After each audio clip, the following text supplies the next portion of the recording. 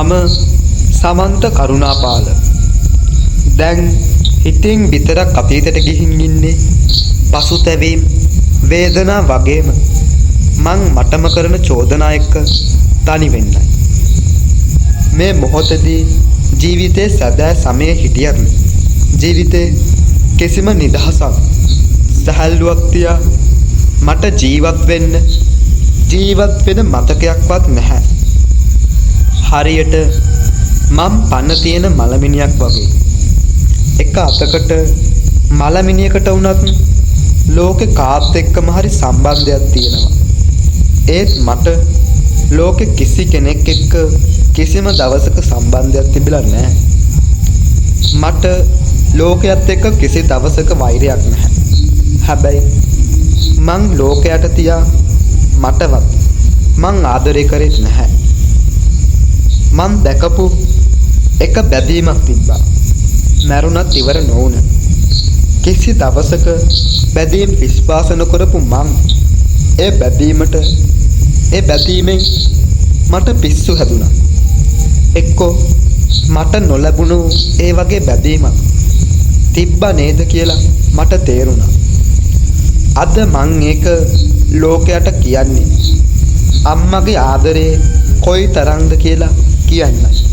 ඒ වගේම ඒ ආදරේ නොලැබුණොත් මිනිහෙක්ගේ ජීවිතේ විනාශ වෙනවා කියන එක පෙන්වන්නයි. ජීවිතේ කිසිම දවසක මං ආදරයක් කිසිම කෙනෙක්ගෙන් ලබලා නැහැ.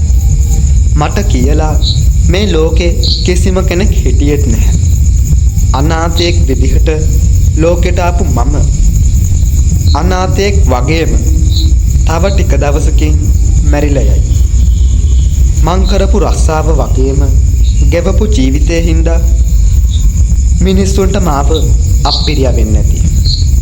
කලින් කිව්වා වගේම මං සමන්ත කරුණාපාල. මං පොඩි කාලේ හිටියේ අනාථ නිවාසෙක.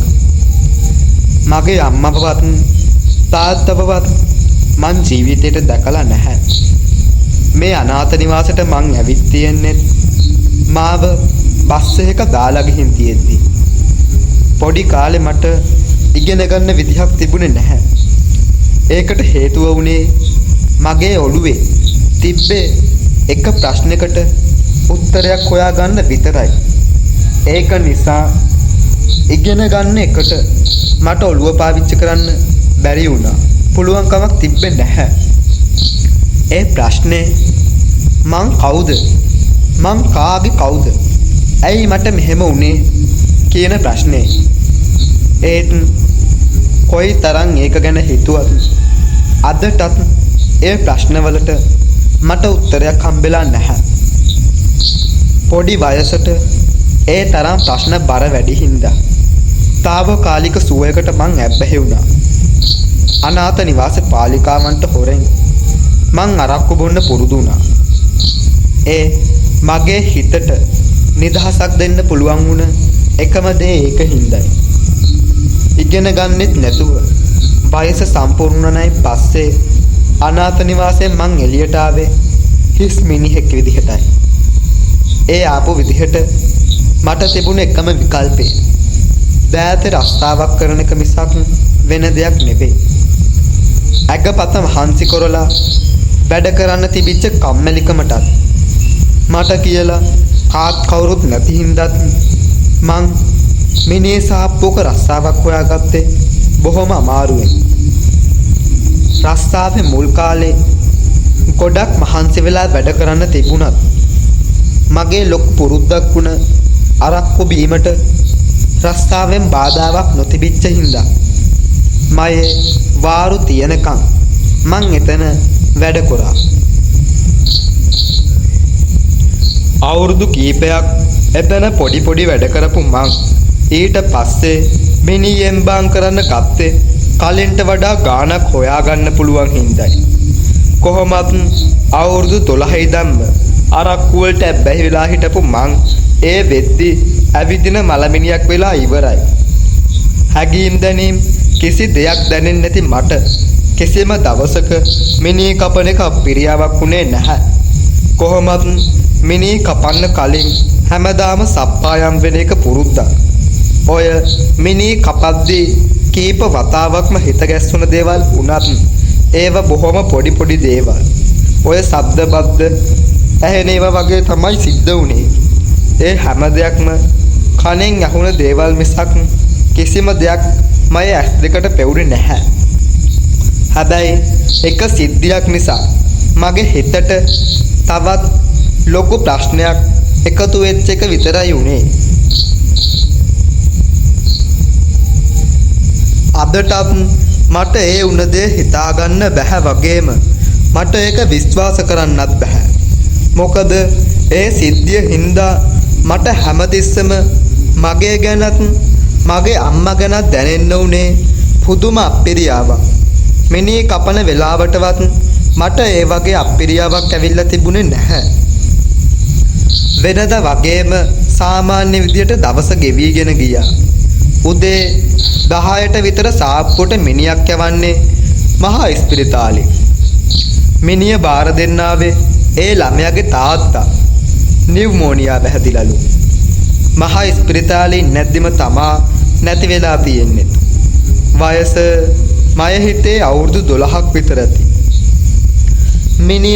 මිනිහ කපන කාමරේ ට්‍රොලිය උඩ තිබ්බයින් පස්සේ ළමයාගේ තාත්තා වෙත් ළමයාගේ ඔළුව අත ගෑවි හරි දුකින්. ඊට පස්සේ මට කියන්න උනේ මල්ලි වැඩේ හොදට කරන්න. ගෙදර වැඩ ටික බලන්නත් ඉන්නේ මං විතරයි. ඒක හන්දා මට යන්න වෙනවා. මුදලාලිට ඇඩ්‍රස් එකක් දීලා තියෙන්නේ කියලා මිනිහා යන්න ගියා. ඊට පස්සේ මං වෙනදා වගේම ටිකක් සප්පායම් වෙලා වැඩේ කරන්න ගත්තා. මිනිහා හදලා ඉවරුණයි පස්සේ පෙට්ටියෙනුත් තියලා ඉවරුණ මං කල්පනා ලෝකයට වැටෙන්න උනේ මේ ළමයාගේ තාත්තා කොයි තරම්නම් ළමයට ආදරේද කියන එක ගැනයි. ඒත් මම මගේ තාත්තගේ මගේ අම්මගේ ආදරේ තියා එයාලා කවුද කියන එකවත් මම දන්නේ නැහැ. ලැබීම් නොලැබීම් හරි පුදුමයි. කෙනෙක් උපදින වෙලාවෙම මැරෙන්න පුළුවන්. තවත් කෙනෙක් උපදිද්දිම තමුන්ගේ අම්මව නැති වෙන්නත් පුළුවන්. අම්මට දරුවා නැති වෙන්නත් පුළුවන්. ළමයෙක්ට තමුන්ගේ අම්මා තාත්තා දෙන්නම ඉඳලා ආදරේ නොලැබෙන්නත් පුළුවන්. තවත් කෙනෙක් තමුන්ගේ අම්මා තාත්තා තියා තමුන් කවුද කියන එකවත් නොදැන මැරෙන්න බැරිකමට ජීවත් වෙනවා වෙන්නත් පුළුවන්. හරියටම මේ මං වගේ තවත් අහිංසක ළමයෙක්ට තමුන්ගේ තාත්තගේ ආදරේ තිබිලත් ඒක විඳ ගන්න බැරි විදිහට ජීවිතේ දාලා යන්න වෙන්නත් පුළුවන්. දැන් මේ මිනි පෙට්ටියේ ඉන්න ළමයා වගේ. මෙහෙම වෙන්නේ ඇයි කියලා කොයි තරම් හිතුවත් ඒකට උත්තරයක් හොයාගන්න තරම්වත් මං ඉගෙන ගත්තේ නැහැනේ. කොහොම හරි මිනිහේ සේරෝම වැඩ ටික ඉවර කරලා පෙට්ටිය වහලා වාහනයට දාන්න බලද්දි කවුරුත් නැහැ.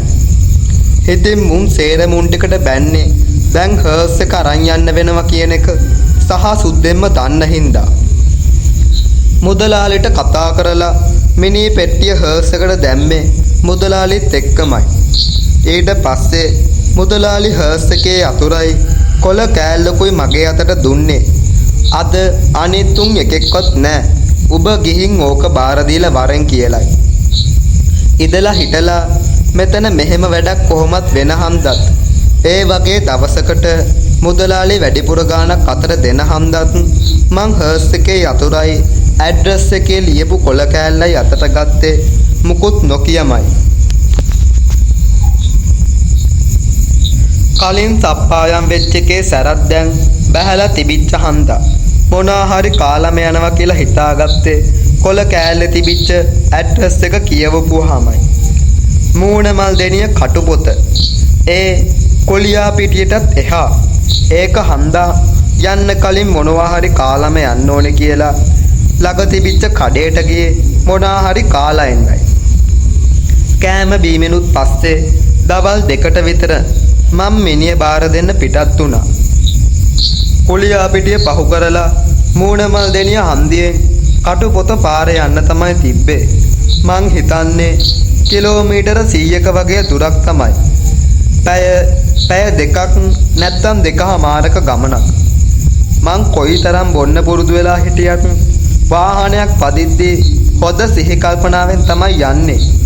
මේ අවුරුදු ගානට මීනී අරන් යද්දී එක කිසි දවසක හර්ස් එක පොලිසියෙන් නවත්තලවත් නැහැ. ඒ වුණත් මං කිසි දවසක මොන වාහනේ එලෙව්වත් නොබී හොඳ සිහි කල්පනාවෙන් තමයි යන්නේ.